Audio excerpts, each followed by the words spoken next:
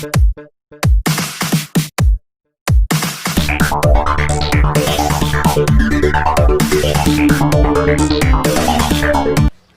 Dear students, welcome to the physics frame. IIT JAM physics की series में आज हम क्वांटम फिजिक्स का नेक्स्ट टॉपिक, जिसका नाम है डी ब्रोगली हाइपोथेसिस, इसे हम डिस्कस करेंगे। तो आइए चलिए स्टार्ट करते हैं। देखिए 1924 में, इन 1924 de Broglie suggested that matter possess dual nature, ठीक है, that is act as particle as well as wave, and the wave associated with this matter, it is called matter wave or de Broglie wave, and the wave associated with matter is called matter wave or de Broglie wave, ठीक है। अब इस wave की wavelength क्या है, ठीक है। ये डी ब्रोगली ने सजेस्ट किया कि जो वेवलेंथ है of this de Broglie wave, it is given as h by p, ठीक है, where p is the momentum, ठीक है। आप इसको कैसे लिख सकते हैं, lambda is equal to h upon mv, ठीक है। डिराइव आप कर सकते हैं, जैसे फॉर एग्जांपल फोटॉन्स का केस ले लीजिए। फोटॉन्स के केस में आप इसको डिराइव कर सकते हैं। जैसे फोटॉन्स है तो फोटॉन्स की जो एनर्जी होती है वो होती है h न्यू, ठीक है, और you say that hc by lambda. Also energy इसकी होती है p इंटू सी, ठीक है, क्योंकि यहाँ पर एनर्जी का फॉर्मूला वैसे होता है E is equal to under root of P square C square plus M naught square C to the power 4। मैंने कहा था कि रिलेटिविस्टिक पार्टिकल में रिलेटिविस्टिक एनर्जी और रिलेटिविस्टिक मोमेंटम के बीच में ये रिलेशन होता है। अब क्योंकि रेस्ट मास फोटोन का 0 होता है, तो यहाँ 0 अगर पुट कर दें, then I am getting E is equal to P C. Now from these two equations I can say that hc by lambda is equal to p into c. So I am getting lambda is equal to h upon p. So this is for case of the photon, and for other particles I can write down it as h divided by mv, ठीक है, where v is the velocity of the particle. Now next I have to write this wavelength in terms of kinetic energy, in terms of temperature, ठीक है। इस तरीके से आप जो है इसको डिफरेंट फॉर्म्स में आप इसको एक्सप्रेस कर सकते हैं। सबसे पहले देखते हैं D Broglie wavelength, D Broglie wavelength lambda in terms of energy. तो यहां पर हम सपोज कर रहे हैं कि जो पार्टिकल है वो कैसा है, नॉन रिलेटिविस्टिक है। पार्टिकल इज, सो केस है यहां पर particle is non-relativistic. Non-relativistic means its velocity is less than comparable to speed of light. या आप ऐसे भी कह सकते हैं उसकी जो काइनेटिक एनर्जी है, it is less than rest mass energy, ठीक है। ऐसा भी कह सकते हैं, ऐसा भी कह सकते हैं। Then that particles are called non-relativistic particles. Now in that case the energy is given as p square by 2m, ठीक है। वैसे आप लिख सकते हैं इसको half mv square, but p is equal to mv का यूज करते हुए आप इसको लिख सकते हैं p square by 2m। Since particle is non relativistic, so energy is also non relativistic, so energy is p square by 2m। Now from here I am getting p is equal to under root of 2m, and hence lambda in terms of the energy is h divided by under root of 2m, ठीक है।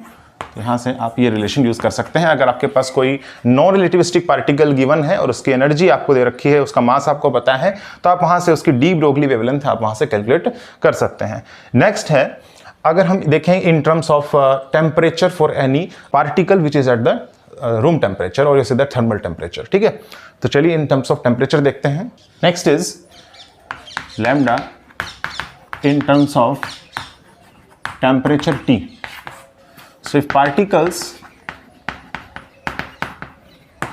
are at thermal temperature T. Thermal temperature T. For example जैसे neutrons हैं, अगर वो thermal temperature T पर exist कर रहे हैं तो हमें फाइंड आउट करना है उसकी डी ब्रोगली वेवलेंथ क्या होगी। तो हम कैसे फाइंड आउट करेंगे, देखिए आप यूज करिए यहां पर law of equipartition of energy. ठीक है, we use law of equipartition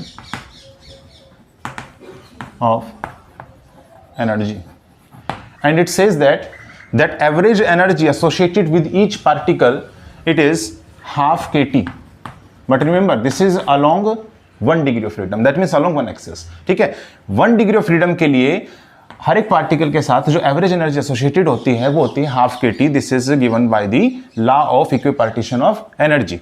ठीक है, तो यहां पर अगर देखें तो यहां पर डिग्री ऑफ फ्रीडम कितनी है, 3 along x axis, along y axis and along z axis। तो यहाँ पर डिग्री ऑफ फ्रीडम 3 है, that means average energy associated with the particle is 3/2 kT, and this is equal to half m v RMS square, where v RMS formula is given by the Maxwell law of distribution of velocities, जो हम पढ़ेंगे thermal physics के अंदर। ठीक है, यहाँ पर RMS velocity ली है मैंने यहाँ पर, और इसका फॉर्मूला जो है आप पढ़ेंगे इसको √3 kT/m। ठीक है, वहाँ हम देखेंगे थर्मल फिजिक्स में। तो यहाँ से अगर देखें then I am getting lambda is equal to h upon √2m and the average energy is 3/2 kT। तो यहाँ से आ जाएगा h divided bye √3m kT। ठीक है, फिर k is the Boltzmann constant. ठीक है, k की वैल्यू आपको पता है, k इज 1.38 × 10⁻⁻23। ठीक है, यूनिट क्या आएगी इसके साथ, यूनिट आप देख सकते हैं, देखिए E is equal to half kT है। ठीक है, E is equal to half kT है, सो इसकी एनर्जी का क्या होता है जूल, और टेम्परेचर का केल्विन, सो जूल पर केल्विन। ठीक है, जूल पर केल्विन ये यूनिट हो जाएगी K की, that means Boltzmann constant. And what is the value of H, H is 6.62 × 10⁻34, और इसकी यूनिट क्या आएगी, यूनिट आप देख सकते हैं E is equal to H nu. ठीक है, और यहाँ से आप देख सकते हैं इसकी होती है सेकंड इनवर्स और इसकी होती है जूल। ठीक है, तो आ जाएगा जूल सेकंड, सो जूल सेकंड ये इसकी यूनिट्स है। तो ये आपको 2 पैरामीटर्स याद होने चाहिए यहाँ पर। ठीक है, एक तीसरा पैरामीटर मैंने आपको कॉम्पटन इफेक्ट में बताया था, उसकी वैल्यू भी आपको याद होनी चाहिए, it is HC, its value is 1214 electron volt nanometre, उसका यहाँ पर भी यूज होगा। ठीक है, so in terms of temperature हम इस तरीके से इसको एक्सप्रेस करते हैं। नेक्स्ट देखते हैं in terms of potential difference V। Next is lambda in terms of potential V। जैसे आप इलेक्ट्रॉन को एक्सेलरेट करवा रहे हैं, so let electrons are accelerated by applying potential difference of V volts. ठीक है, कैथोड और एनोड मान लीजिए उनके बीच का जो पोटेंशियल डिफरेंस है वो V वोल्ट्स है, और फिर उसके बाद वहाँ से जो है इलेक्ट्रॉन्स को हम एक्सेलरेट करवा रहे हैं, और ये जो वोल्टेज है ये बहुत ज़्यादा नहीं है। देखिए वोल्टेज ज़्यादा नहीं है, इसका मतलब ये हुआ कि इनकी जो एनर्जी है वो बहुत कम है then the rest mass energy, that means we can use the non relativistic formula. ठीक है, अगर आप इस पोटेंशियल को बहुत ज़्यादा कर देते हैं तो फिर इलेक्ट्रॉन जो एक्सेलरेट होंगे उनकी काइनेटिक एनर्जी बहुत ज़्यादा हो जाएगी, and it is greater than the और comparable to the rest mass energy. तो वहाँ पर हम रिलेटिविस्टिक फॉर्मूला यूज़ करेंगे। सो रिमेंबरिंग V जो आपके पास है V वोल्ट्स, ये बहुत ही कम होना चाहिए। ठीक है, so next is the work done.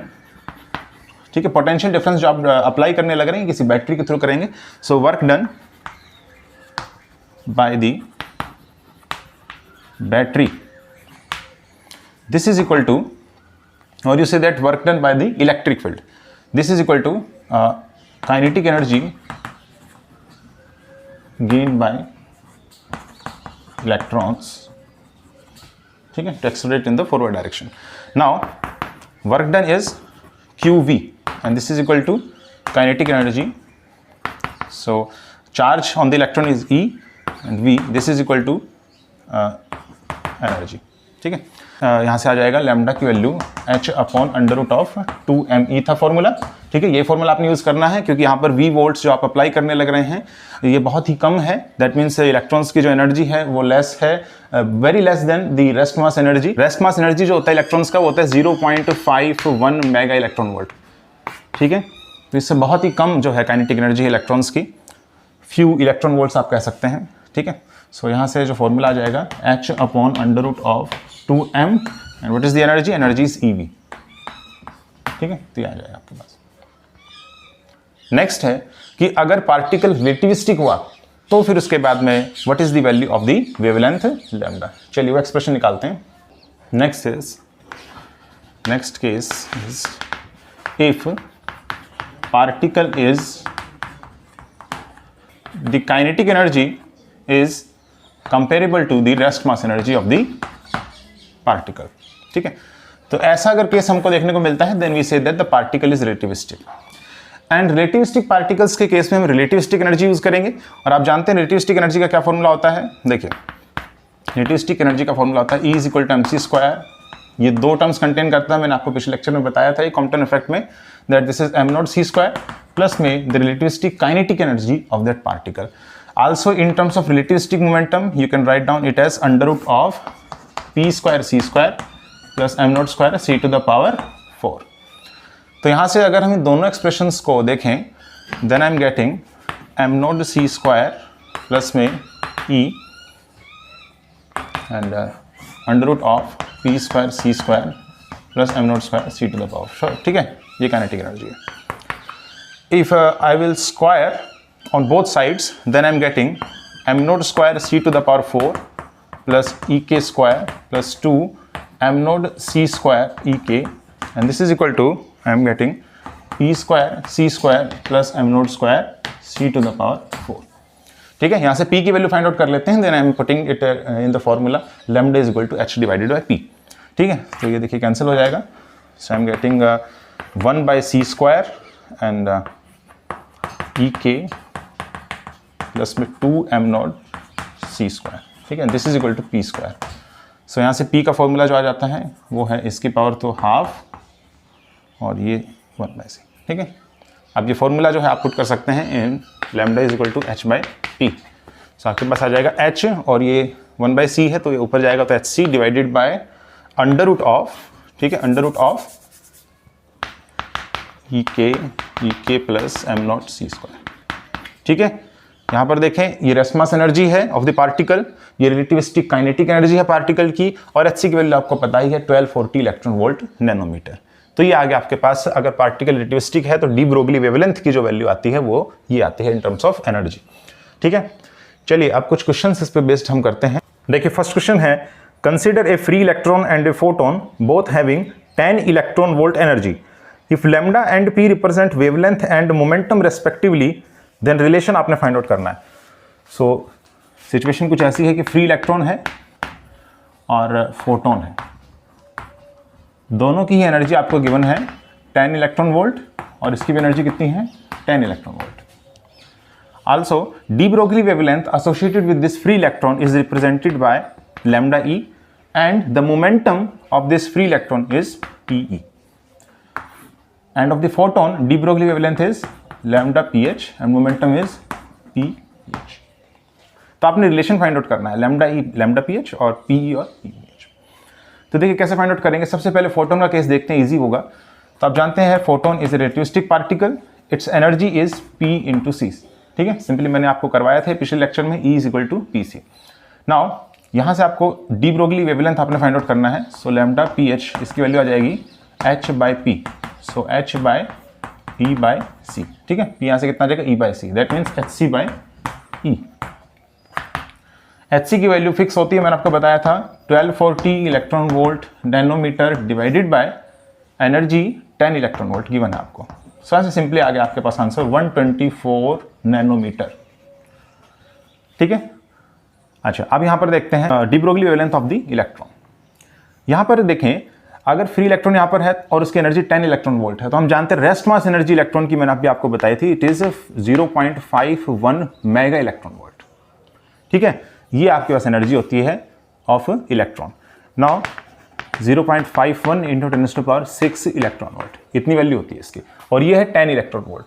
तो ये तो बहुत स्मॉल है कंपेरेबल टू दिस, अगर आप देखें, ठीक है, ये 10 इलेक्ट्रॉन वोल्ट और ये 0.51 इंटू 10⁻6 इलेक्ट्रॉन वोल्ट। तो ये काइनेटिक एनर्जी बहुत कम है then the rest mass energy of the electron, so we will use the non relativistic formula. और नॉन रिलेटिविस्टिक फॉर्मूला मैंने आपको बताया था अभी, it is lambda is equal to h upon √2me। What is the value of h? The value of h is 6.62 into 10⁻⁻34, ठीक है, divided by √2 into, ये आ जाएगा यहाँ से मास की value 9.1 into 10⁻31 and energy is 10 electron volt, पर हमें joule में लेनी है, सो हम सिंपली यहाँ से मल्टीप्लाई करेंगे 1.6 इंटू 10⁻⁻19, अब ये जूल में आएगा, ठीक है, क्योंकि यहाँ पर यूनिट जो है वो जूल सेकंड है और यहाँ पर एनर्जी किसमें, इलेक्ट्रॉन वोल्ट, तो इलेक्ट्रॉन वोल्ट का हमें कन्वर्ट करना होगा जूल के अंदर, ठीक है। तो यहाँ से सोल्व करने पर वैल्यू जो आने लग रही है इट इज 0.0038 नैनोमीटर। तो यहाँ से पता चलता है कि lambda pH this is greater then lambda E, ठीक है। फोटोन की डी ब्रोगली वेवलेंथ ज्यादा है then the electron de Broglie wavelength. और लैम्डा कितना होता है, lambda is equal to h/p where h is a constant. So यहाँ पर अगर लैम्डा pH ग्रेटर है लैम्डा E से, दैट मीन्स मोमेंटम जो है of the photon this is less than the momentum of the electron, ठीक है। सो ये आप रिलेशन देखिए, ये रिलेशन किस ऑप्शन में आने लग रहा है, वही आपका ऑप्शन करेक्ट है। चलिए नेक्स्ट क्वेश्चन देखते हैं। नेक्स्ट क्वेश्चन है the D Broglie wavelength of A relativistic electron having 1 mega electron volt of energy is, और आपको रेस्ट मास एनर्जी लेने को बोला है 0.5 मेगा इलेक्ट्रॉन वोल्ट। देखिए इस क्वेश्चन को कैसे सोल्व करेंगे। आपके पास गिवन है relativistic energy of the electron which is 1 mega electron volt और rest mass energy of electron is 0.5 mega electron volt. तो यहाँ से मैं फाइंड आउट कर लूँगा रिलेटिविस्टिक काइनेटिक एनर्जी की value which is 1 minus 0.5 that means 0.5 mega electron volt, ठीक है। और ये देखिए मेगा इलेक्ट्रॉन वोल्ट है और रेस्ट मास एनर्जी भी मेगा इलेक्ट्रॉन वोल्ट है, that means kinetic energy of the electron and rest mass energy of the electron both are comparable, ठीक है। अगर दोनों कंपेरेबल हैं तो मैं रिलेटिविस्टिक फॉर्मूला यूज़ करूँगा डी ब्रोगली वेवलेंथ का, जो होता है hc divided by √E multiplied E plus 2m0c², ठीक है। यहाँ पर सभी वैल्यूज़ पुट करने पर जो आंसर आने लग रहा है इट इज़ 1.44 इंटू 10⁻⁻12 मीटर, ठीक है। या आप कह सकते हैं कि 1.44 पिकोमीटर, तो ये अपना आंसर हो जाएगा। अब देखते हैं कि मैटर वेव की जो वेलोसिटी है वो क्या होती है। So my question is what is the velocity, what is the velocity of matter wave, matter wave. So velocity of the matter wave is denoted by Vp, called phase velocity. It is called phase velocity, which is the velocity of matter wave, and V is the velocity of particle, velocity of particle, ठीक है। Now phase velocity is what? The velocity of an individual wave. It is called the phase velocity, ठीक है। And the velocity of a particle denoted by v. तो यहाँ पर सबसे first case देखते हैं। First case, if particle is relativistic. अगर particle relativistic हुआ और मुझे फेज वेलोसिटी निकालना, तो सबसे पहले मुझे पता होना चाहिए कि फेज वेलोसिटी का फॉर्मूला क्या होता है, ठीक है। तो ये कोई वेव है, इस तरीके से ऐसे ट्रैवल करने लग रही है, ठीक है। मैटर वेव को आप इस तरीके से रिप्रेजेंट कर रहे हैं। अब मैटर वेव जो है इसमें अपने फेज वेलोसिटी फाइंड आउट करना है, तो हम देख रहे हैं यहाँ पर कि जो आर्ग्यूमेंट है उसकी वैल्यू क्या होनी है, कांस्टेंट। आर्ग्यूमेंट इज कांस्टेंट और you say that phase is constant. Phase यहाँ पर क्या है, कांस्टेंट है। सो मान लीजिए मैटर वेव को मैं रिप्रेजेंट कर रहा हूँ psi is equal to A sine of K x minus omega T, ठीक है। किसी भी ट्रैवलिंग वेव जो है उसको आप इस तरीके से रिप्रेजेंट कर सकते हैं, ए साइन के एक्स माइनस ओमेगा टी और ए cos of K x minus omega T, ठीक है। एक्सपोनेंशियल की टर्म में भी आप कर सकते हैं इसको। तो यहाँ पर देखें तो ये जो आर्ग्यूमेंट है ये क्या है, यहाँ पर कांस्टेंट है। सो यहाँ पर k x minus omega t this is constant c, ठीक है, इंडिविजुअल वेव की आप वेलोसिटी फाइंड आउट कर रहे हैं यहाँ पर, इंडिविजुअल वेव की, and that velocity is called phase velocity. यहाँ पर अगर दोनों तरफ हम डिफरेंशिएट करें, then I am getting k dx minus omega dt and this is equal to 0. So I am getting dx by dt is equal to omega by k, ठीक है, और ये say that vp is equal to omega by k। ये आपके पास phase velocity आया है इन terms of angular frequency and wave vector, ठीक है। एंगुलर फ्रीक्वेंसी का क्या फॉर्मूला होता है, एंगुलर फ्रीक्वेंसी का फॉर्मूला होता है 2 पाई न्यू, और वेव वेक्टर का फॉर्मूला होता है 2 पाई बाय लैम्डा, ठीक है। वेव वेक्टर का ये फॉर्मूला, एंगुलर फ्रीक्वेंसी का ये फॉर्मूला। तो in terms of angular frequency and wave vector the phase velocity formula is omega by k. In terms of energy and momentum क्या होगा, देखिए Vp is equal to omega by k है, आप h cut से multiply करिए, h cut से आप divide कीजिए, ठीक है। सो यहाँ पर एच कट ओमेगा का जो डायमेंशन होता है ये होता है एनर्जी का, और एच कट के का जो डायमेंशन होता है वो होता है मोमेंटम p का। तो वेलोसिटी जो है फेज वेलोसिटी, इसको आप एनर्जी और मोमेंटम की टर्म में इस तरीके से लिख सकते हैं, E डिवाइडेड बाई P, ठीक है। देख भी सकते हैं आप, देखिए एच कट ओमेगा है, जैसे एच कट ओमेगा है तो एच कट ओमेगा मतलब h divided by 2 pi into में 2 पाई न्यू, ठीक है।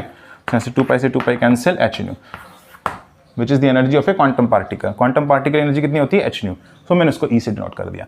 नेक्स्ट एच कट के, तो यहाँ पर आ जाएगा h बाई 2 पाई इंटू के which is 2 pi by lambda, so cancel हो जाएगा h बाई लैम्डा। तो डी ब्रोगली हाइपोथेसिस से आप देख सकते हैं इसकी वैल्यू कितनी आ रही है, p आने लग रही है, सो उसको मैंने p से डिनोट कर दिया। अब हम आते हैं कि अगर पार्टिकल रिलेटिविस्टिक है तो उसकी एनर्जी कितनी होगी। उसकी एनर्जी का फॉर्मूला mc² भी लिख सकते हैं, m0c² plus kinetic energy, relativistic kinetic energy उसके फॉर्म में भी लिख सकते हैं, और रिलेटिविस्टिक मोमेंटम की टर्म में भी आप लिख सकते हैं। तो अभी मैं फिलहाल के लिए यूज़ कर रहा हूँ, सो mc² डिवाइडेड बाय मोमेंटम कितना है, mv है, यहाँ से कैंसिल हो जाएगा, c² divided by v, where v is the velocity of the particle। Now यहाँ से अगर देखें, then on solving I am getting this is greater than the speed of light.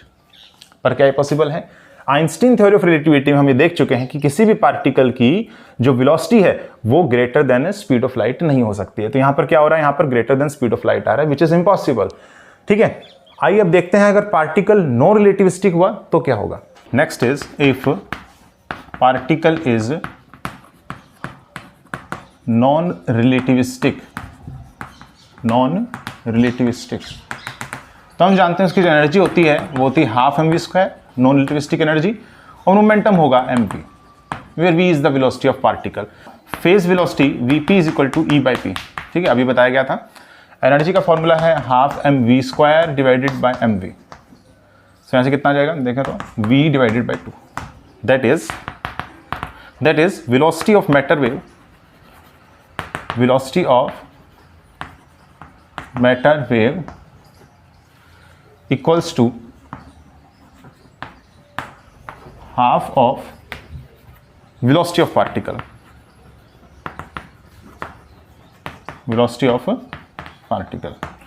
इसका मतलब क्या हो गया कि जो वेव है वो पीछे ट्रेवल करने लग रही है और पार्टिकल आगे ट्रेवल कर रहा है। तो कोई कनेक्शन हुआ वेव और पार्टिकल के बीच में, there is no connection between the wave and particle. So this implies that there is no connection between wave and particle. But हम ऐसा नहीं देखते, क्वांटम फिजिक्स में हम देखते हैं कि पार्टिकल और वेव जो है किसी भी मैटर की, उनके बीच में कनेक्शन होता है, ठीक है, विच इज क्लासिकल फिजिक्स में तो ठीक है, पर क्वांटम फिजिक्स में ये वैलिड नहीं होगा, विच इज इनसिग्निफिकेंट, ठीक है। सो यहाँ पर देख रहे हैं कि अगर पार्टिकल नॉन रिलेटिविस्टिक है या रिलेटिविस्टिक है, दोनों ही केस में आप जो है पार्टिकल जो है उसको एक सिंगल वेव से कभी भी आप रिप्रेजेंट नहीं कर सकते हैं, क्योंकि अगर आप उसको इससे रिप्रेजेंट कर रहे हैं और यहाँ से इंडिविजुअल वेव की अगर आप यहाँ पर वेलोसिटी फाइंड आउट कर रहे हैं तो वो वेलोसिटी आ रही है एक तो half of the velocity of the particle which is insignificant, और दूसरी बात आ रही है अगर पार्टिकल रिलेटिविस्टिक है then the velocity of this matter wave it is greater than the speed of light which is also impossible, ठीक है। सो यहाँ पर आप ध्यान रखिएगा कि किसी भी आप पार्टिकल को एक सिंगल वेव से आप रिप्रेजेंट नहीं कर सकते हैं, ठीक है। इसका एक और रीज़न भी ये भी है कि देखिए एक सिंगल वेव होने का मतलब ये है कि उसकी जो वेवलेंथ है वो फिक्स हो गई है। और by de Broglie hypothesis lambda क्या होता है, h/p होता है। अगर डी ब्रोगली वेवलेंथ उसका फिक्स है, दैट मीन्स मोमेंटम भी उसका फिक्स है, दैट मीन्स सर्टेन है। So momentum is certain, but क्या पार्टिकल की पोजीशन सर्टेन है? नहीं, पार्टिकल कहीं पर भी हो सकता है। Particle is not certain position, particle position is not certain, but momentum is certain. So यहां पर अगर हमें पार्टिकल की पोजीशन को सर्टेन करना है तो फिर हम इस पार्टिकल को किस तरीके से डिनोट करें, नॉट बाय सिंगल वेव। ठीक है, सो आप ऐसा लिख सकते हैं कि एक सिंगल लोकेशन ये नहीं देने लग रहा, सो हम ऐसा कह सकते हैं दैट, बड़ा इंपॉर्टेंट पॉइंट है। सो इंपॉर्टेंट पॉइंट है, इसको हम लिखेंगे ए पार्टिकल, और इसे that A quantum particle is not represented by a single wave, या आप ऐसा कह सकते हैं, और आप ऐसा भी लिख सकते हैं ए लोकलाइज्ड पार्टिकल मीन्स उसकी लोकेशन क्या है, सर्टेन है, यहां पर सर्टेन नहीं है। So a localized particle can not be represented by a single wave. Quantum physics में आप किसी भी पार्टिकल को एक सिंगल वेव से रिप्रेजेंट नहीं कर सकते। उसका रीज़न ये है क्योंकि इसकी लोकेशन एक तो फिक्स नहीं है, ठीक है, और दूसरा हम देखें तो उसकी जो फेज वेलोसिटी है वो जो है यहाँ पर एक जगह तो इनसिग्निफिकेंट आने लग रही है, एक जगह पर वो greater than speed of light है, that means it is impossible. So यहाँ पर the concept of wave packet, अब ये जो कॉन्सेप्ट है ये आपका यहाँ इंट्रोड्यूस किया गया है। The concept of wave packet is introduced, और वेव पैकेट जो है हम इसको नेक्स्ट लेक्चर में पढ़ेंगे, जहां पर हम ग्रुप वेलोसिटी फाइंड आउट करेंगे और फेज वेलोसिटी और ग्रुप वेलोसिटी में हम डिफरेंस देख करके उनके बीच का रिलेशन फाइंड आउट करेंगे, और जो पिछले साल के जो क्वेश्चंस आए हैं based upon the phase velocity and the group velocity, उनको हम सॉल्व करेंगे। तो आज की वीडियो में सिर्फ इतना ही। अगर आपको वीडियो पसंद आई है तो आप इसे लाइक कीजिए, कमेंट कीजिए, शेयर कीजिए और चैनल को सब्सक्राइब कीजिए। Thank you.